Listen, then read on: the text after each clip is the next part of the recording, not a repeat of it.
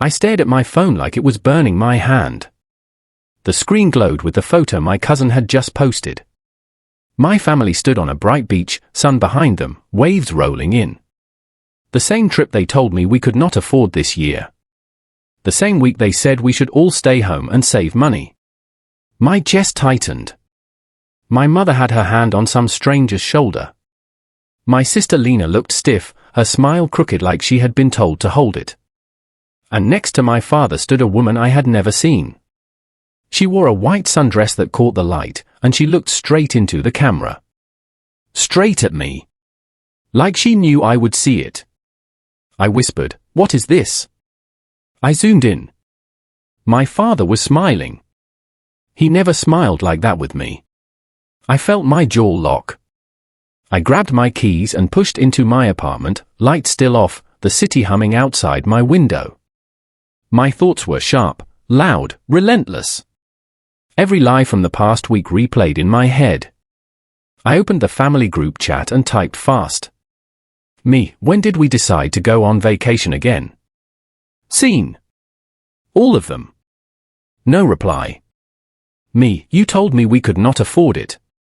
More grey check marks. No response. I felt heat crawl up my neck.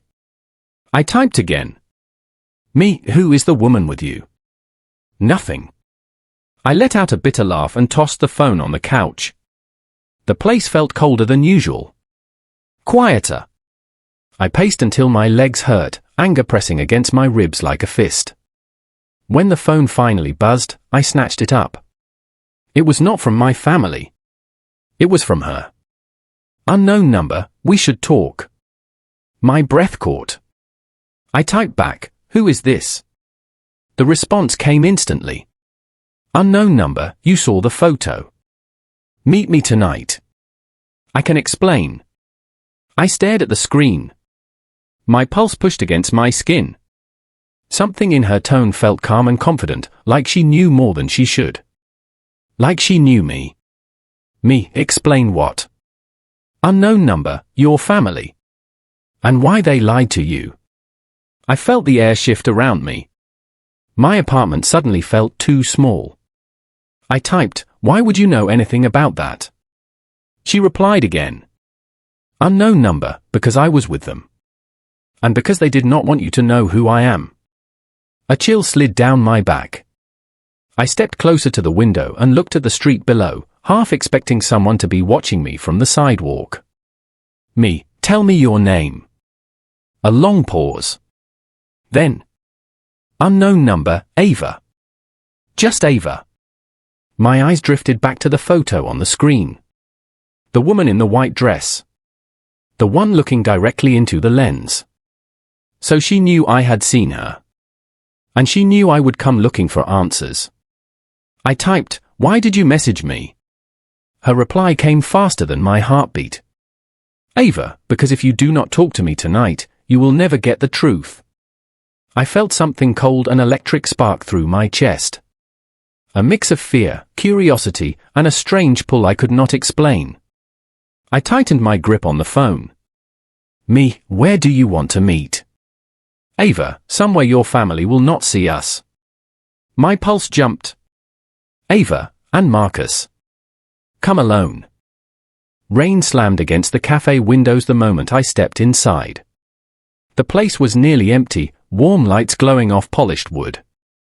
I scanned the room and saw her before she even turned. Ava. Black dress. Wet hair clinging to her shoulders. Eyes that caught mine and held them.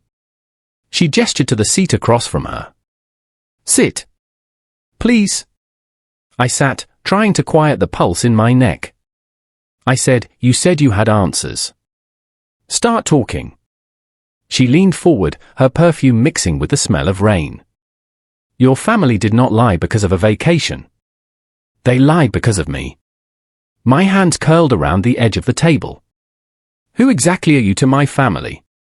She swallowed, eyes flicking to the door as if she expected it to burst open at any second. Your father invited me. Months ago. I felt my jaw tighten. Invited you for what? Her voice softened. For something that was not leisure. Something they should never have agreed to. That tells me nothing, I said. She shook her head. I cannot say more yet. It is not safe. I hated the way her words sounded like a warning and a plea at the same time. Then why call me? Why now? Her fingers traced the rim of her cup. She did not look at me. Because they are dragging you into it without telling you. Cold spread through my chest. And you expect me to believe you? She finally met my eyes. It hit me with the force of a wave. Believe what you want. But your father asked me to keep you away. The vacation was part of that. I leaned back, anger pushing against my ribs. My own family hired a stranger to keep me out of something. She whispered, not a stranger. Someone who knows what they are stepping into. Someone who has more to lose than you. She reached into her bag and placed a sealed envelope on the table. Take this. Do not open it at your apartment. My heart thudded. What is in it? Proof, she said. But you need to choose where you open it. Somewhere he cannot reach. I stared at her. Rain streaked the window behind her, the lights of passing cars painting her silhouette in soft gold. You talk like my father is dangerous. Her voice cracked. He is not the only one. There are others watching your family. Watching me. My breath caught. Then why meet in public? She gave a small, sad smile. Crowds make it safer. Sometimes. The cafe door opened. A man in a hood stepped inside. Ava's hand shot across the table and gripped mine. Her palm was cold and trembling. Do not look at him, she whispered. The touch sent a jolt through me. Not just fear. Something sharper. Closer. I lowered my voice. Is he here for you or for me? I do not know, she said. When I finally lifted my gaze, the man was gone. The door was still swaying from where he had stepped back out into the rain. Ava pulled her hand away as if realizing how tightly she had held mine. Marcus, listen. They lied to protect you. But that protection is ending. I slipped the envelope into my jacket. You are going to tell me everything. Soon. She nodded, eyes full of something she tried to hide. Soon. If I can. I stepped outside first. Rain soaked my hair instantly. I turned to look through the window. Ava was still watching me. And across the street, in the shadows, someone else was watching her. I ripped open the envelope the moment the co-working office emptied out. Rain hammered the windows, the fluorescent lights buzzing above me. My hand shook as I pulled out the stack of papers. Emails. My father's name at the top. A company logo I did not recognize. And then my own name, printed again and again. Removal. Inheritance restructuring. Non-disclosure. My chest tightened. I whispered, "What are you planning, Dad?" The door creaked behind me. I turned fast. No one. I forced myself to keep reading. The emails grew sharper, more specific. One line hit me like a punch. Marcus Hale will not be informed until after the transition. I pushed the chair back, the sound harsh in the silent room. My throat felt dry. I grabbed my phone and typed to Ava. Me, I opened it. What is this? No reply. I tried again. Me, tell me what you dragged me into. Nothing. The lights flickered. Once. Twice. Then the room dropped into darkness. I froze. My breath snagged in my throat. At the far end of the office, a faint glow from the exit sign lit the hallway. A figure stood beneath it. Hooded. Still. Watching me. My pulse kicked hard. I whispered, "Who are you?" He took one slow step forward. I backed away, grabbing the papers and shoving them into my jacket. Stay where you are. No response. Only that silent stare. I bolted toward the back staircase. My footsteps echoed in the dark. I pushed through the door and ran down all 6 flights, the stairwell cold and metallic, every sound amplified. When I burst into the alley, rain crashed over me like a wall. I sprinted through the storm, the city lights blurring, my lungs burning. Every shadow felt like it might move. Every corner felt like it might hide him. By the time I reached my building, my clothes clung to me like ice. I shoved my key into the lock. The door opened without resistance. It had already been unlocked. My heart dropped. Inside, the lights were on. Warm. Quiet. Too quiet. I stepped in, slow, tense. Hello. No answer. I moved deeper into the room, water dripping from my hair onto the hardwood floor. Then I saw her. Ava sat on my couch, soaked to the bone, her dress clinging to her skin. Her arms were wrapped around herself, shoulders shaking. Her eyes lifted to mine. They know we met. I shut the door hard, my voice low. Who knows? Everyone who should not, she said. Her voice trembled, but her gaze stayed fixed on mine. I should not have given you the envelope. I should not have involved you. I stepped closer, rain still falling from my clothes. A hooded man was in the building. Is he connected to you or to my father? She swallowed. I do not know anymore. I sat beside her. She tried to pull away, but I caught her wrist gently. Her skin was freezing. Ava, tell me the truth. What does my father want with me? She shook her head hard. If I tell you now, you will run straight to him. And that is exactly what he wants. Her breath hitched. Her voice dropped to a whisper. They are setting something up. You are part of it. And if you do not listen to me, you will be the one who pays for it. My pulse pounded in my ears. What do you want me to do? She looked up at me, rainwater still sliding down her cheek. Let me protect you. I stared at her, unsure if I should trust her or fear her. Before I could answer, a floorboard creaked in the hallway behind us. Someone else was inside my apartment. Rain hammered the glass so hard it felt like the windows were shivering. Ava sat on the edge of my couch with her hands clenched. I had never seen her afraid. Not until now. I stood a few steps away. Ava. Tell me everything. She lifted her head slowly. I used to work for the corporation in those emails. My chest tightened. The same people tied to my father. Yes. Her voice cracked. He hired me months ago. Said he needed someone discreet. Someone who could fix a family problem. What problem? You.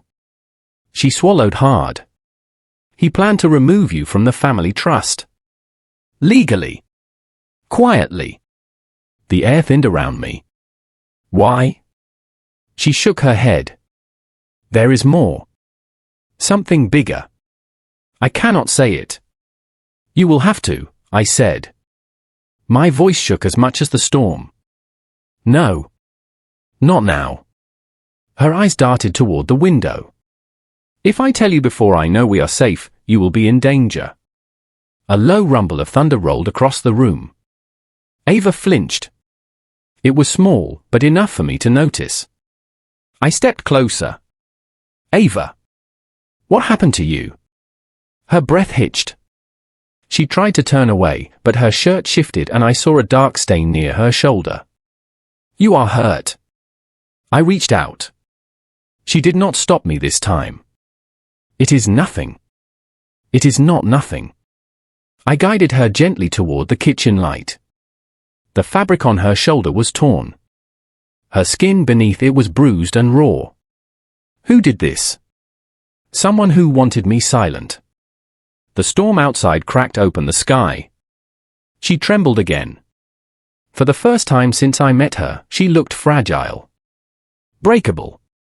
Sit, I said. She did. Quiet. trusting. More than before. I cleaned the wound with shaking hands. The moment my fingers brushed her skin, her breath caught.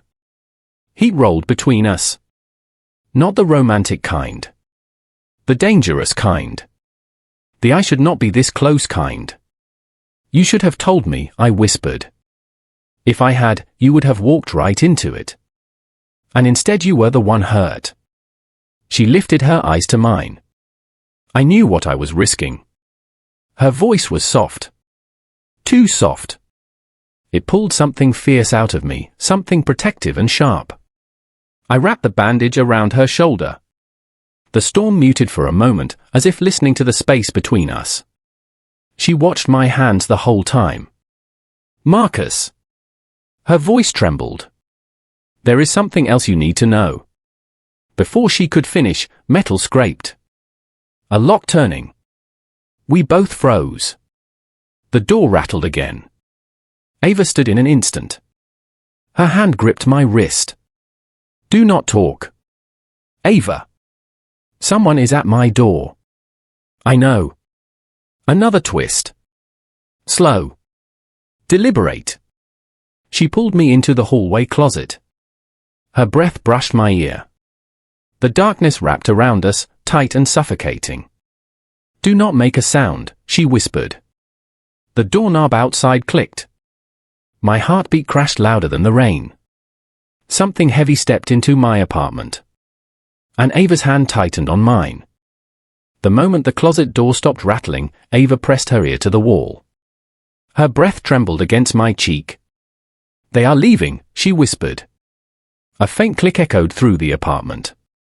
Silence followed, sharp and cold. Ava, stay. We can call someone. No. If they found me here once, they will come back. You are injured. I will slow you down if I stay. She slipped out of my grip with a soft touch that felt like goodbye. By the time I stepped into the living room, she was already at the door. Ava. She looked back. A storm in her eyes. Do not trust anyone until I return. The door closed. The rain swallowed her. I hardly slept. By morning, my phone buzzed non-stop. When I answered, I heard my mother's voice, thin and broken. Marcus. Please meet me. No questions. It has to be just you. Her tone made something inside me twist. Where? She gave an address. A deserted parking lot on the edge of town. When I arrived, she was already there, sitting inside her car with the engine off. Her hands were gripping the steering wheel so tightly her knuckles were white. I opened the door. Mom. She looked up and flinched like she had been caught crying. You came. What is going on? She swallowed hard.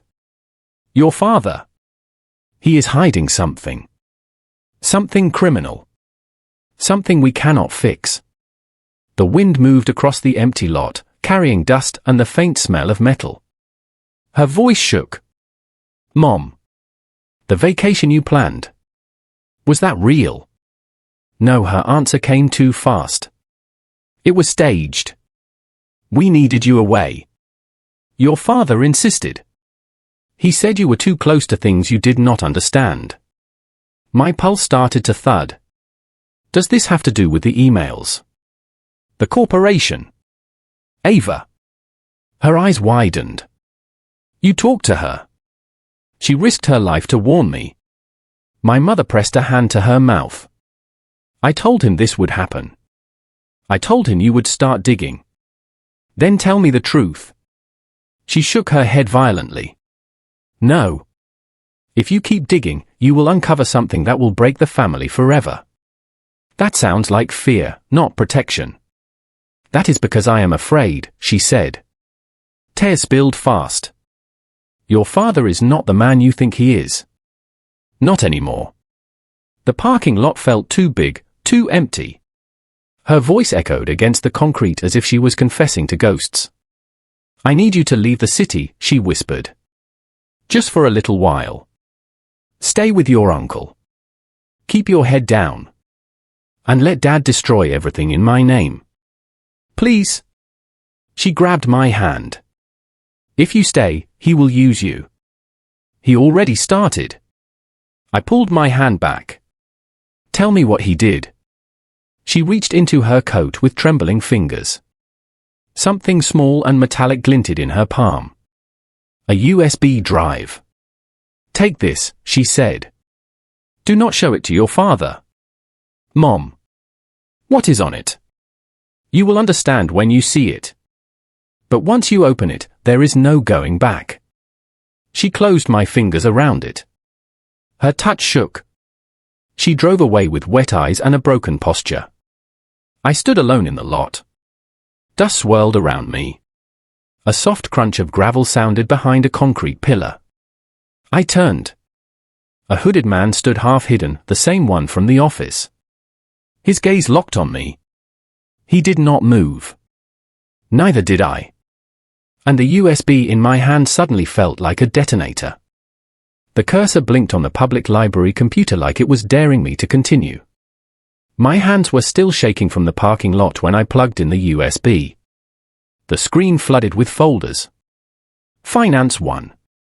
Transfers. Offshore. Legal drafts. Every file carried my name. My signature. My authorization. None of it belonged to me. I whispered, "What did you do, Dad?" A chair creaked behind me and I flinched. It was only a kid reading comics. My heartbeat refused to settle. I opened another folder. Surveillance photos filled the screen. There I was, leaving work. Unlocking my apartment. Talking to friends. Eating at a cafe. Sleeping by my window. My throat tightened. They watched everything.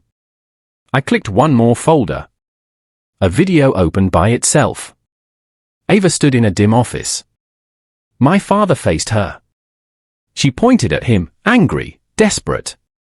Her voice rang through the speakers. I will not let you use him. My father stepped closer. You already took the money. You owe me cooperation. I took it to protect him. You got involved. That was your choice. Ava tried to pull her hand away. My father caught her wrist. I slammed the laptop shut so hard the librarian glared at me. My pulse roared in my ears. I grabbed the USB and rushed outside. Cold air hit my lungs like a punch. I leaned against the wall and tried to breathe. Footsteps approached. Soft. Familiar. Marcus. I looked up. Ava stood under the streetlight. Her hair was wet from the mist. Her eyes were red as if she had been crying for hours. Ava. My voice cracked. What was that video? I told you your father is dangerous. He grabbed you. You were arguing. Why were you in his office? She stepped closer. I stepped back. Her expression flickered with hurt. I worked for him, she said. At first it was simple. Background checks. Document reviews. Then I found something I was not supposed to. Everything changed. What did he pay you for? To monitor you. My chest tightened. You spied on me. Yes. Her voice trembled. At the beginning. Not after I understood what he planned. What did he plan? He wanted a scapegoat. Someone with a clean face and the right last name. I felt sick. Me. She nodded. Rain landed softly on her shoulders. Her hands were trembling. You do not deserve what he built around you, she whispered. Every account in your name. Every signature. Every surveillance file. He is preparing for something. A collapse. A transfer. I do not know. But when it happens, you will be the one blamed. I stared at her. She stared right back. No lies in her eyes. Only fear. And something that felt like regret. Why are you here? I said. Because you are not safe. You could have told me earlier. You would not have believed me earlier. A bus passed by, spraying water across the curb. The noise faded, leaving only the wet rustle of leaves. Ava reached for my hand. We need to leave. Tonight. Ava. If we stay, he will make you disappear inside this scheme. I can get us out. I still have contacts. But we have to go now. Her fingers tightened around mine. My phone buzzed in my pocket. Dad. Calling. Ava gripped the steering wheel as if the night might tear it from her hands. The highway stretched into darkness and the engine hummed beneath my feet. How far is this place? I asked. 2 hours. Maybe less if we stay ahead of them. Them. She never said who. The word tasted metallic in my mouth. Rain smeared the windshield like grey paint. I kept stealing glances at her. The way her jaw clenched. The way she kept checking the mirrors. You should be angry, she said quietly. I am. She nodded, as if she deserved every ounce of it. We pulled into a lonely gas station glowing with weak fluorescent lights. The world felt frozen. No staff. No cars. Only the hum of the cold air. Ava stepped out first. I followed, my breath turning white in the night. Marcus. She faced me, arms wrapped around herself. I need to tell you something before we go any farther. Her voice softened. I agreed to help your father at the start. My chest tightened. I researched you. Followed you. Sent reports. I thought it was corporate due diligence. I did not know what he planned. And when you did, I tried to pull away. He threatened me. Her eyes glistened in the station lights. I am not asking for forgiveness. Just a chance to undo what I broke. I turned away, trying to breathe through the sting in my chest. She stepped closer, slow and cautious. I will protect you, she said. Even if you never trust me again. Her hand brushed my arm. A subtle touch. A warm pulse. My body leaned toward her before my mind could stop it. Ava, I whispered. She looked at my mouth. I looked at hers. The world fell quiet. Then a shattering crack split the moment. We turned at the same time. A stone lay on the ground beside the car. The rear window was blown inward, glass glittering across the seat. A note was tied to the stone. Ava snatched it first. Her lips parted. Turn back. My stomach dropped. They found us. She grabbed my hand with a force that startled me. We need to move. Now. Fear flared under her determination. Not just panic. Something fierce. Something protective. We cannot go back to your place or mine, she said. We drive to the lake. No stops. I nodded and followed her toward the car. My pulse hammered through my ribs. A gust of wind stung my face as we ran.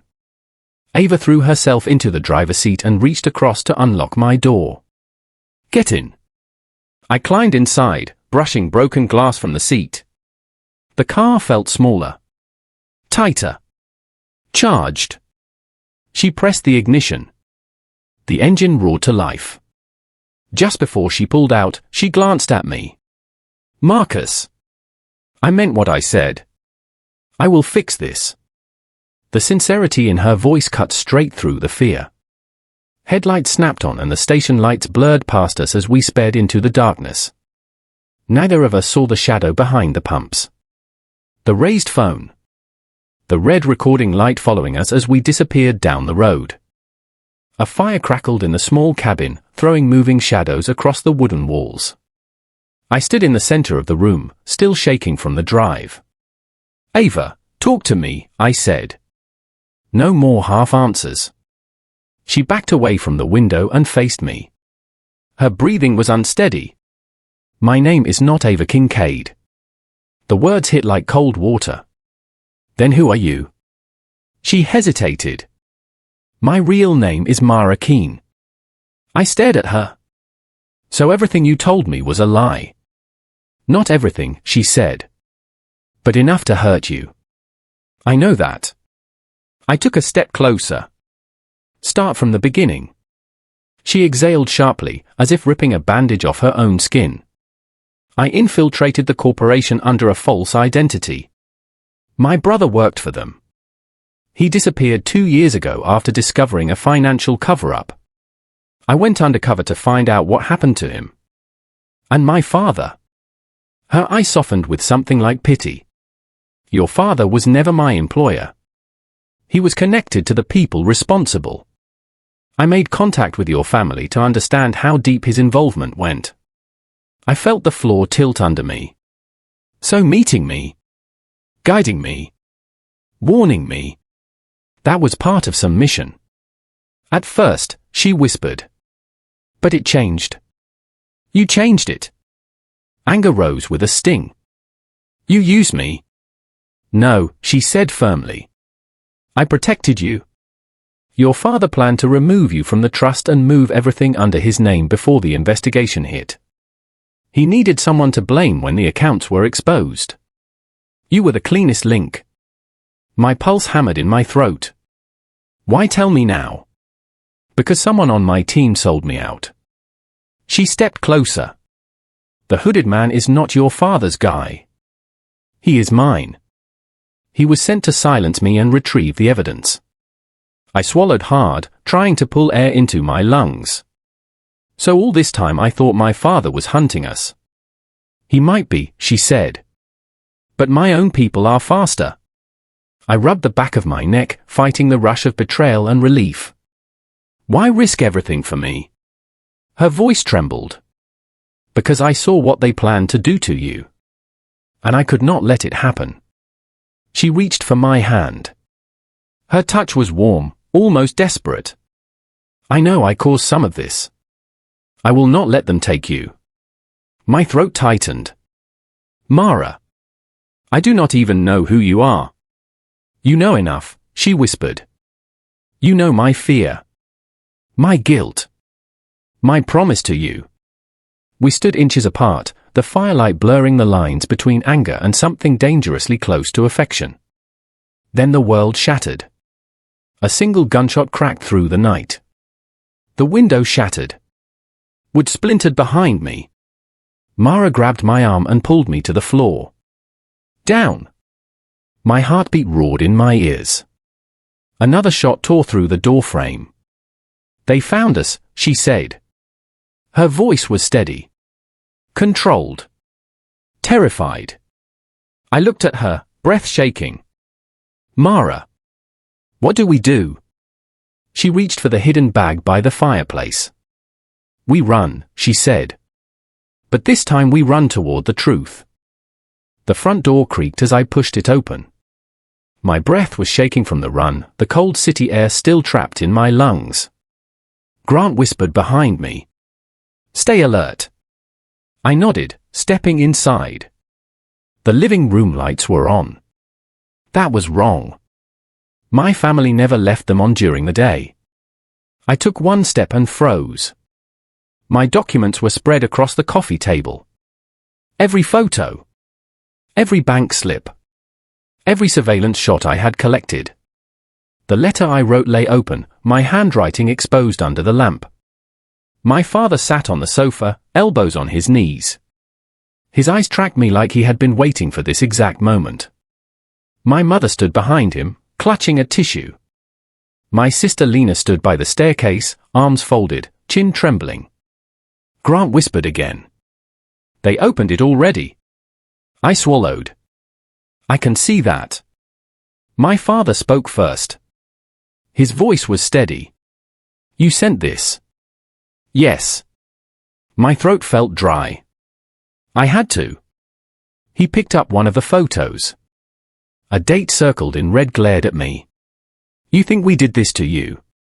I stepped closer. I think you knew. I think someone in this family helped them. Lena flinched. Mom shook her head rapidly. We would never hurt you. Then why did you erase me from a photo? My voice cracked. Why did you pretend I was never there? My father leaned back. Because you brought danger home. Because someone has been following us since you started digging. Look around you. This is not normal. Grant moved to my side. They were already watching your house before we got here. My father stared at him. And you brought him here. A stranger with a gun. Grant tensed. Only to protect your son. I raised my hand to stop them. Everyone focus. The package was my last safety line. If anything happened to me, it would expose everything. It was not a threat. It was the truth. My mother whispered. But you scared us. We thought you were blaming us. I looked at her. I was never blaming you. I was trying to save you. Lena's voice wavered. Then why did you leave that part out in the letter? I blinked. What part? A heavy silence fell. My father slid the letter toward me. You wrote what you found. But not why. You never said you were scared. You never said you were alone. My stomach tightened. I had rushed that letter. Sent it without thinking. Grant touched my arm. We need to go. They tracked us to the cabin. They could be coming here too. My father stiffened. They. Who is they? Who exactly are you running from? The air thickened. I opened my mouth to answer. A floorboard creaked behind me. My father's eyes widened, not at me but past me. Grant pulled me back instantly. Someone else is in the house. Lena gasped. Mom covered her mouth. I spun around, heart pounding in my throat. A voice came from the hallway. Calm. Controlled. I was hoping you would come home eventually. I knew the voice. I felt the blood drain from my face. The chapter ends here. The hooded man stepped closer, and my heart slammed against my ribs. His eyes gleamed in the dim hallway. Move, now, he growled, grabbing Murrin by the arm. Let go of her, I shouted, lunging forward. My hand caught the sleeve of his jacket. He shoved me back, hard, and I stumbled across the floor. Murrin twisted in his grip, struggling. Marcus, don't, she yelled. Suddenly, a heavy footstep echoed behind him. My father stepped into the hall, fists clenched, eyes sharp. Stop, he commanded. The hooded man froze. I am not your enemy. I blinked. Dad. What are you doing here? He advanced cautiously. I was never trying to frame you. They were using your name to blackmail me. Every lie, every secret, it was to protect you. The words hit like ice and fire together. Protect me. Yes, he said, voice low. I could not trust anyone, not even your mother. I needed distance so they could not use you against me. The hooded man lunged at Murrin again. Dad grabbed his arm, twisting him into a wall. They grappled, fists pounding. I felt Murrin's hand slip into mine for a split second, trembling. Call the police. Dad barked. Murrin whispered in my ear, they're already on their way. The sound of sirens swelled outside. I heard a crash, then the hooded man fell to the floor, cuffed, yelling.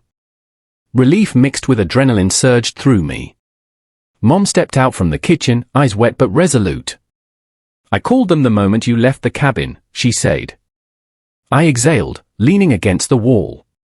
The tension slowly drained from my shoulders. Dad looked at me, raw exhaustion and relief etched into his features. I owe you the truth, he said. And I am sorry for the lies that hurt you. I nodded, feeling the weight of months of fear and betrayal lift. Lena stepped forward, eyes downcast. I should have spoken up sooner, she said quietly. I'm sorry, Marcus.